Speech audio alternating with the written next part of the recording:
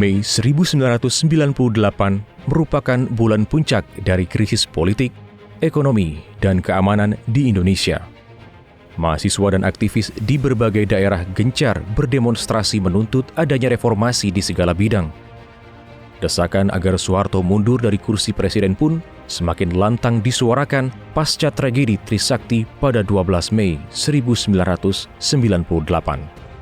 Selain itu, konflik sosial dan krisis kemanusiaan yang berujung kerusuhan dan kekerasan menjadi tragedi kelam 25 tahun silam. Di balik momentum reformasi 1998, terdapat satu aktor sejarah yang memegang peran vital. Aktor sejarah tersebut adalah Dewan Perwakilan Rakyat. Setidaknya terdapat dua alasan yang membuat DPR memegang peran penting. Pertama, DPR merekomendasikan Presiden Soeharto untuk turun dari kursi presiden.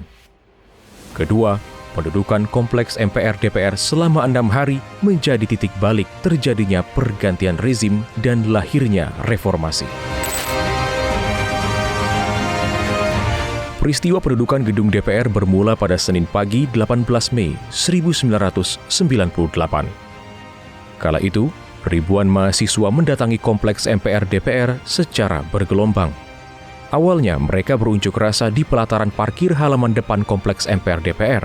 Di Forum Komunikasi Senat Mahasiswa Jakarta itu, kita meeting maghrib di tanggal 17 dan menyiapkan diri untuk mengirim delegasi sebanyak-banyak ya, tapi sebenarnya jadi kalau nggak salah totalnya kurang lebih 50 orang dari berbagai universitas, ada yang datang 2, ada yang datang 3, ada yang datang 1 gitu di Jakarta. Terus kemudian melakukan audiensi dan direncanakan akan menginap. Jadi nggak mau pulang sampai tuntutan Soeharto untuk mundur itu dipenuhi oleh DPR RI atau MPR RI. Mahasiswa berunjuk rasa dengan berbagai cara. Tujuannya sama, yakni menuntut agar Soeharto turun dari kursi presiden. Dalam arti melakukan demonstrasi pada saat itu bisa titiknya istana, bahkan kalau mau ditambah secara personal gitu bisa ke Cendana gitu, ke rumahnya pribadinya Soeharto. Tapi yang paling legal standingnya kuat, yang alasannya kuat itu adalah ke anggota DPR MPR yang memilih Soeharto. Jadi kita ke mandataris ya presiden, mandataris si MPR, karena presiden adalah mandataris MPR, maka kita datang ke MPR, lembaga tertingginya gitu.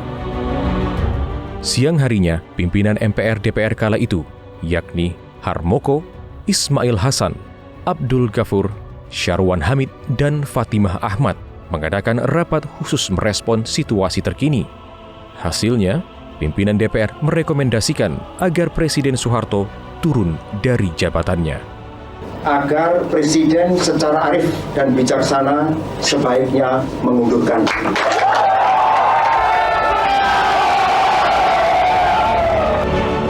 Pasca pernyataan Harmoko, mahasiswa masih bertahan di pelataran DPR dan berencana untuk menginap. Esok harinya, bukannya berkurang, masa unjuk rasa justru semakin bertambah banyak. Tak ada penjagaan di gerbang kompleks MPR-DPR, sehingga mahasiswa dari berbagai universitas bebas masuk. Bahwa yang bisa masuk ke dalam gedung DPR RI sebetulnya hanya 25 orang yang bisa masuk ke DPR RI. Tapi ini semua juga tergantung dari pimpinan maupun Bapak Ibu anggota yang akan menerima. Pada saat itu memang ada arahan dari pimpinan DPR bahwa masyarakat dibebaskan pada tanggal 18 itu dibebaskan untuk bisa masuk ke gedung DPR RI. Dan pada saat itulah sebetulnya karena ada arahan pimpinan yang membebaskan masyarakat untuk bisa masuk ke dalam gedung DPR RI untuk menyampaikan aspirasi, sehingga seluruh elemen masyarakat, seluruh kelompok masyarakat, seluruh pergerakan politik semuanya masuk ke dalam gedung DPR RI. Sekitar pukul 11 siang, semua ruangan dan koridor di gedung DPR telah dikuasai oleh mahasiswa.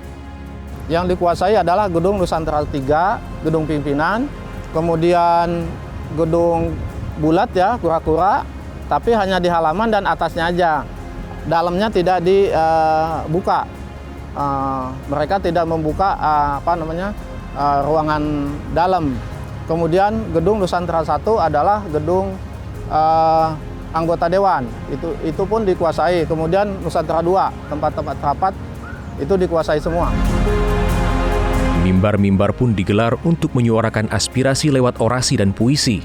Artinya udah ada panggung, dan di situ kita udah bisa melakukan banyak acara, orasi, baca puisi gitu. Pokoknya panggung nggak pernah sepi lah gitu. Nah, kegiatan di luar itu kan yel, berteriak, bernyanyi, orasi, puisi, pokoknya aksi yang bersifat teatrikal gitu ya. Nah, di dalam itu melobi siapapun yang kenal dengan seniornya, dengan saudaranya yang anggota DPR gitu, atau pimpinan-pimpinan DPR dikejar semuanya. Hari Rabu 20 Mei 1998, luapan massa datang lebih banyak ke gedung DPR. Tokoh-tokoh nasional seperti Emil Salim, Deliar Nur, Adnan Buyung Nasution, Amin Rais, Gunawan Muhammad, dan Albert Hasibuan juga datang ke komplek MPR DPR. Orang-orang yang datang, ya, tokoh politik, tokoh akademisi itu mendukung gerakan kita. Dan makanya memang biasanya nanti Amin Rais, hidup mahasiswa, hidup rakyat, itu sebenarnya sebagai sebuah dukungan pada gerakan mahasiswa. Dukungan moral. Nah, begitu juga dengan seniman, begitu juga dengan para akademisi, Emil Salim gitu ya, dosen-dosen UI gitu, atau dosen-dosen manapun gitu yang datang ke sini untuk berorasi dalam kerangka untuk mendukung gerakan mahasiswa. Malam itu, mahasiswa kembali menginap di komplek DPR. Sempat beredar isu bahwa Presiden Soeharto akan mengundurkan diri. Esoknya, isu pengunduran diri Soeharto ternyata benar terjadi. Mahasiswa menonton bersama siaran langsung pengunduran diri Soeharto dari televisi. Mengenakan peci hitam, Soeharto mengumumkan pengunduran dirinya dari Istana Negara. Sangat sulit bagi saya untuk dapat menjalankan tugas pemerintah negara dan pembangunan dengan baik. Oleh karena itu, dengan memperhatikan ketentuan pasal 8 Undang-Undang Dasar 1945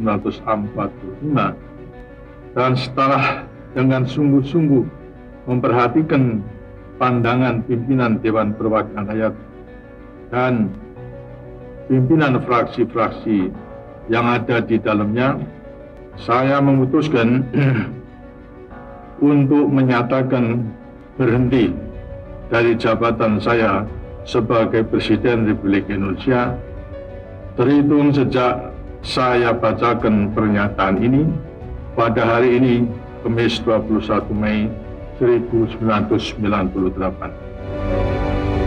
Sontak, mahasiswa di komplek DPR bersukacita atas pengumuman tersebut. Salah satu tuntutan mereka, yakni agar Soeharto turun dari jabatannya, akhirnya tercapai. Happy banget dan banyak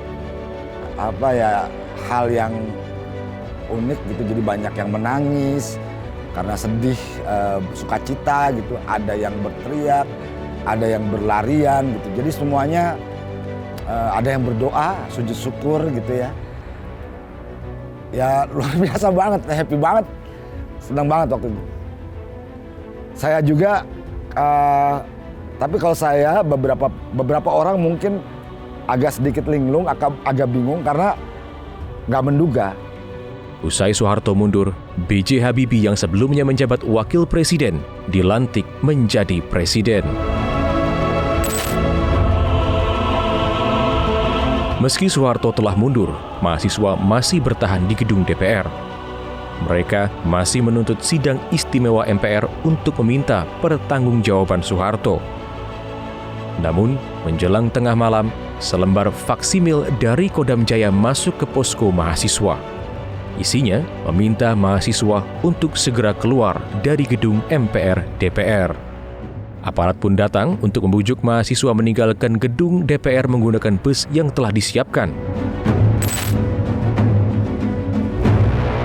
Sabtu dini hari, tepatnya pukul 2.30, mahasiswa yang menduduki gedung DPR dievakuasi keluar dari komplek DPR. Proses evakuasi berjalan lancar dan tidak terjadi bentrokan. Ada yang pakai bus, ada yang pakai kendaraan truk itu ya.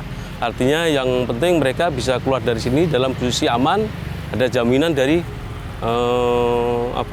aparat yang ngawal ya, itu sampai kampusnya kembali dengan aman.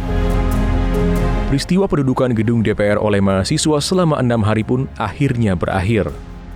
Demonstrasi terbesar yang terjadi di gedung DPR ini tinggal menyisakan jejak-jejak para pengunjuk rasa. Kita Sekretaris Jenderal akhirnya kita menata, kembali membersihkan seluruh lorong ruangan yang ada di gedung DPR ini yang semula dikuasai oleh mahasiswa.